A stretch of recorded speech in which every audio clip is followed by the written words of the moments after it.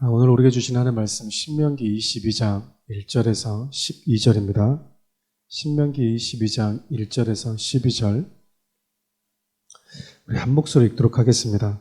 내 형제의 소나 양이 길 잃은 것을 보거든 못 본 채 하지 말고 너는 반드시 그것들을 끌어다가 내 형제에게 돌릴 것이요.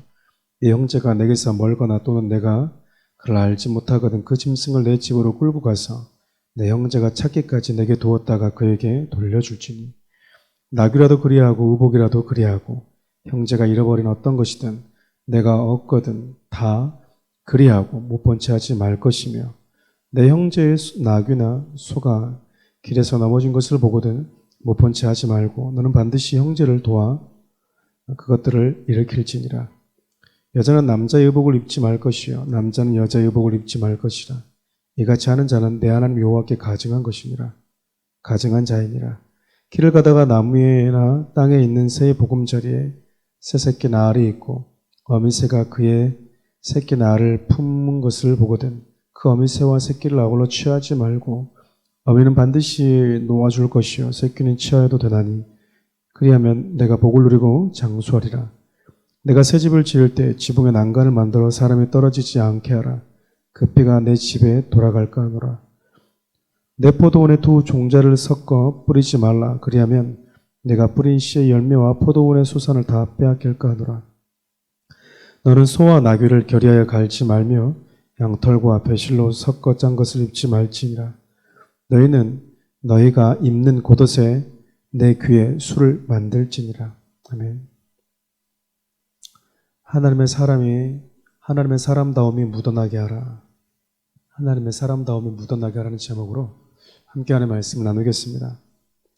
오늘 본문 역시 이스라엘 백성들이 가나안 땅에 들어가서 살게 될 때 이웃과 어떤 관계를 맺어야 하는지, 특별히 이웃이 잃어버린 것에 대해서 어떻게 대처해 줘야 되는지, 그리고 그곳에서 사는 하나님의 백성들은 어떠한 분명한 구별됨을 가지고 살아야 되는지 그 지침들에 대해서 다루고 있습니다. 먼저 형제의 것을 잃어버렸을 때, 다시 말하면 내가 잃어버린 것이 아니라 이웃이 자신의 어떤 것을 잃어버렸을 때 그것을 본 자는 못 본 채 하지 말고 반드시 잃어버린 형제에게 되찾아 주어라고 이야기를 합니다.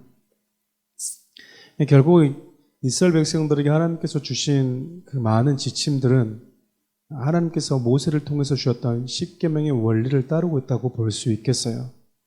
특별히 5계명부터 10계명까지는 사람들과 사람과의 관계, 이 이웃과의 관계를 어떻게 이루어가야 되는가에 대한 메시지가 담겨 있지 않습니까?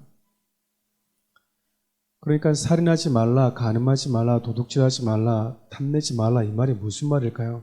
이웃은 지켜주고 보호해 줘야 되는 존재이지 내 것이 아닌 것을 내가 힘이 있다고 취하고 나의 욕망이 있다고 취하고 약탈하고 탐내하는 존재가 아니다라고 말씀하고 있는 거죠. 소극적으로 보면은 남의 것을 탐내지 않는 것이 이웃을 지켜주는 것이지만 더 나아가서는 이웃이 잃어버린 것을 내가 되찾아주고 그를 보호하고 공동체 책임을 지는 것은 좀 더 적극적인 이웃사랑에 대한 행동이라고 할 수 있겠죠. 이것을 자세히 보면요.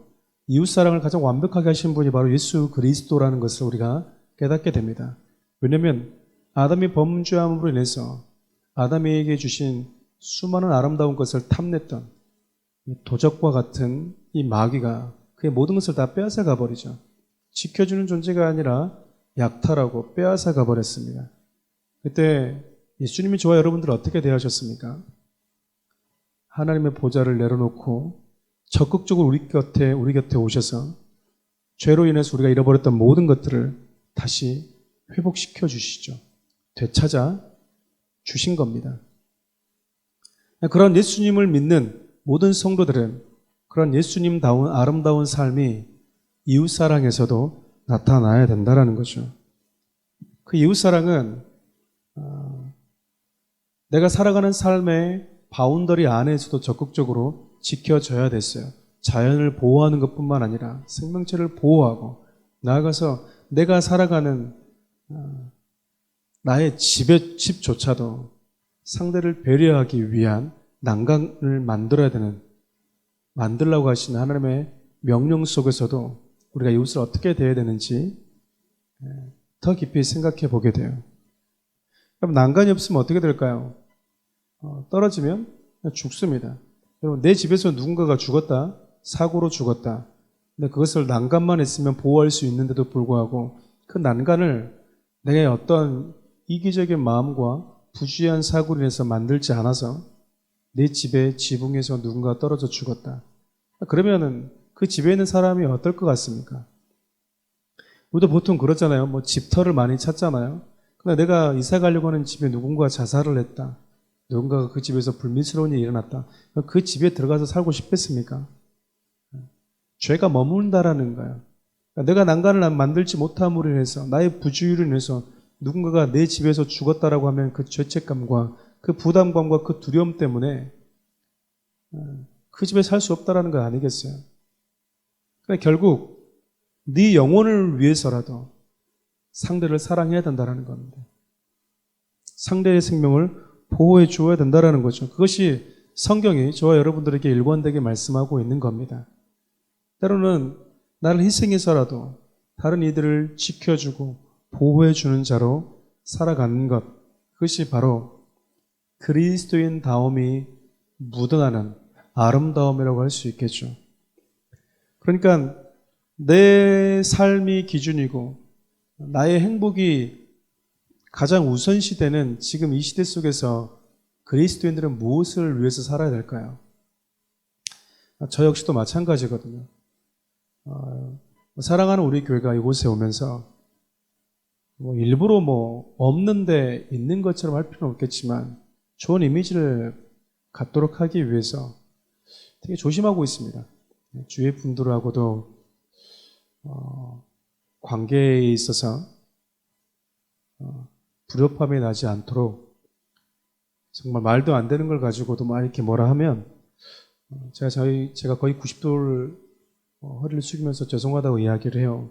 때로는 뭐가 죄송한 거지? 라고 참 반박하고 싶은 마음도 있지만 어찌됐든 그들이 불편했다고 하니까 그 불편함 때문에 그 불편함을 준 것에 대한 사과를 벌써 여기 와서 진짜 한 몇 번 한 것 같습니다. 성도들은 이 땅을 살아갈 때 특별히 지금 이 시대가 더 그러고 저와 여러분들이 살고 있는 이 지역이 더욱더 그러잖아요. 내가 사는 곳에 누군가가 피해를 주었다. 그것이 직접적이든 간접적이든 불이익을 주고 있다라고 하면 정당하게 다가가서 이거 빼십시오. 이거 철거하십시오. 여기다 이거 하지 마십시오. 라고 말하는 사회이지 않습니까? 그런 삶의 현장들, 그리고 그런 문화와 그런 시대 속에 살아가는 성도들이 과연 세상의 문화를 따라가야 되는가? 그렇지 않다라는 겁니다. 누가 이웃의 것을 잃어버렸는데 그것을 내 힘과 내 시간을 투자하면서 찾아서 다시 돌려줍니까? 누가 그렇게 하나요? 누가 돈 들여가면서 더 들어가면서 난간에다가 지붕에다 난간을 만드는 그런 사랑의 수고를 하냐 그 말이에요. 근데 그런 삶이 지금 이 시대에도 성도들의 인식 속에 삶의 영역 속에 필요하다는 겁니다. 그와 더불어서 하나님은 이스라엘 백성들, 즉 영혼들을 대한 사랑과 이웃에 대한 배려와 더불어서 당신의 백성들이 그곳에서 거룩하고 구별된 삶을 살기를 원하세요. 하나님께서 오늘 본문의 말씀에 보면요, 포도밭에 여러 다른 종자를 섞어서 뿌리지 말라고 말씀하시고요, 옷을 지어서 입는 것, 그리고 밭을 가는 것, 우리가 입는 옷 하나까지 섞어서 하지 말고 하나씩 하라는 거예요. 폿나무치 그냥 폿나무 밭, 양털로 만든 옷은 그냥 양털로 만든 옷, 베옷으로 만든 옷은 그냥 베옷으로 만든 옷, 이렇게 하나님이 입으라는 거예요. 패션을 강조하는 지금 이 시대에서도 역시 이 말씀이 어울리지 않아 보입니다. 이 말씀이 가지고 있는 가장 중요한 메시지는요, 섞이지 말아라는 거예요. 너희들이 가나안에 들어가서 그들과 섞일 수 없고 섞이면 안 된다. 그들을 불쌍히 여기고 그들을 구원하는 사람으로 살아야 되지만 그리스도인들은 구별된 삶을 살아야 된다는 거예요. 어디부터 어디까지요? 머리부터 발끝까지. 우리가 먹고 입는 것, 마시는 것, 입는 것조차, 다시 말하면 우리의 모든 삶의 영역에 있어서 모든 삶의 영역, 그 부분들까지 우리는 구별되고 거룩한 삶을 살아야 된다는 겁니다. 하나님의 사람다운 그 아름다움이, 그 순결함과 그 거룩함과 그 구별됨이 우리의 일상의 모든 삶의 현장에서 묻어나야 된다는 거예요.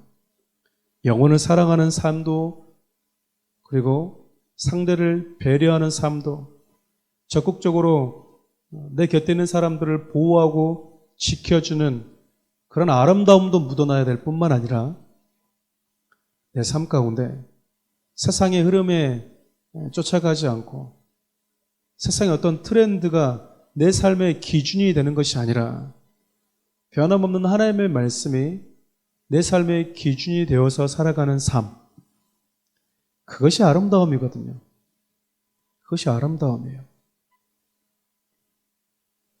개인적으로 저는 사랑하는 우리 교회 모든 성도들이 세상을 따라서 옷 입는 것, 마시는 것, 노는 것, 그렇게 따라가는 게 아니라 하나님이 우리에게 주시는 하나님 나라의 트렌드를 쫓아갈 수 있는 순결함과 구별됨이 있었으면 좋겠어요.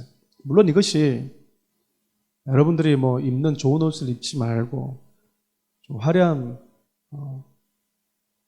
신발, 어떤 좋은 의상들을 거부하라는 이야기가 아니거든요. 지금은 그럴 수 없죠. 지금 우리는 다양하게 섞어서 짠 옷을 입고 있지 않습니까? 누가 단색 옷을 입습니까? 하나의 재질로 입는, 하나의 재질로 만든 옷을 입고 다니는 분들이 누가 있겠습니까? 얼마나 또 되겠습니까? 그것이 아니라 하나님은 분명하게 그리스도다운 정체성을 성도들이 세상 가운데서 가지고 살기를 원해요. 12절에 등장하는 너희는 너희가 입는 겉옷에 내 귀요 술을 만들지니라. 이건 역시 마찬가지였어요. 이스라엘 백성들이 범죄했을 때 이스라엘 백성들이 입는 이 겉옷에 네 군 귀퉁이에 옷단술을 만들게 되어 있었습니다. 그 옷단술은 하나님의 백성이라는 그 언약의 상징적 의미가 담겨져 있었어요. 그러니까 신약에 보면 바리새인과 서기관들이 겉옷을 길게 끌고 다녔다, 그 말은 신부들이 입는 드레스처럼 옷을 질질 끌고 다녔다는 게 아니고요. 이 옷단술을 길게 만들었다는 거예요. 나는 하나님과 특별해 라는 그런 의미인 거죠. 그러니까 삶이 결여되어 있는 상태에서 외식되게 사람들에게 나는 하나님과 이렇게 특별한 사람이야 라는 것들을 사람들에게 보여주고자 하는 그 왜곡된 모습으로 전락해 버리는 경우도 있었지만, 적어도 오늘 본문에 하나님께서 이스라엘 백성들의 그 옷마다 옷단술을 달아라 라고 말씀하신 이유는 네가 입는 모든 삶의 현장 가운데, 너가 살아가는 모든 삶의 스타일 가운데 너는 하나님과 언약을 맺은 언약적 백성이라는 사실을 늘 기억하면서 살아라고 우리에게 당부하고 있는 거죠. 그럼 여러분 스스로에게 물어야 됩니다. 내가 정장을 입고 있고 화려한 옷을 입고 있고 아름다운 신발을 신고 의상을 입고 있다 하더라도 그곳에 과연 내가 하나님과의 언약의 백성이라고 하는 옷단술이 달려져 있냐, 그 말이에요. 그 영적인 의식을 가지고 살아가냐, 그 말이에요. 내가 세상 가운데 오늘도 삶의 현장 가운데서 여러 사람들과 부딪히며 살아가고 또 일하는 일터에서 많은 사람들을 만날 터인데 그곳에 내가 하나님의 사람이라고 하는, 내가 구별된 하나님의 사람이라고 하는, 하나님을 사랑하고 내 곁에 하나님께서 만나게 하시는 영혼들을 지키고 보호하는 사람으로 부름받았다고 하는 그 거룩한 하나님과의 언약적 백성이라고 하는 그 사고를 가지고 여러분들이 살아가고 있냐, 그 말이에요. 오늘 말씀은 저와 여러분들에게 그 부분을 당부하고 있고 또 도전하고 있어요. 아무리 시간이 지나도 21세기를 살아간다 하더라도 우리에게는 이런 거룩한 언약적 의미가 담긴 옷단술이 있어야 된다는 겁니다. 말씀을 정리하려고 합니다. 사랑하는 귀한 우리 교회 성도 여러분, 어디 있든지 그리스도인다운 아름다움이 묻어나는 삶을 살 수 있기를 바라요.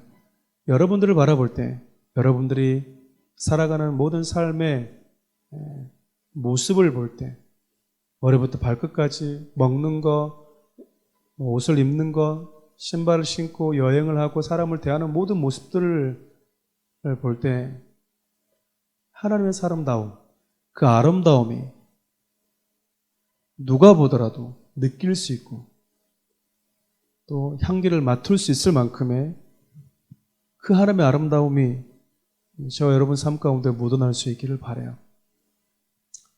기도하겠습니다. 하나님 감사합니다. 사랑하는 귀한 성도들의 삶을 축복하시고 어디 있든지 하나님의 아름다움이 묻어나는 귀한 성도들로 살아갈 수 있도록 은혜를 베풀어 주십시오. 예수님의 이름으로 기도합니다. 아멘.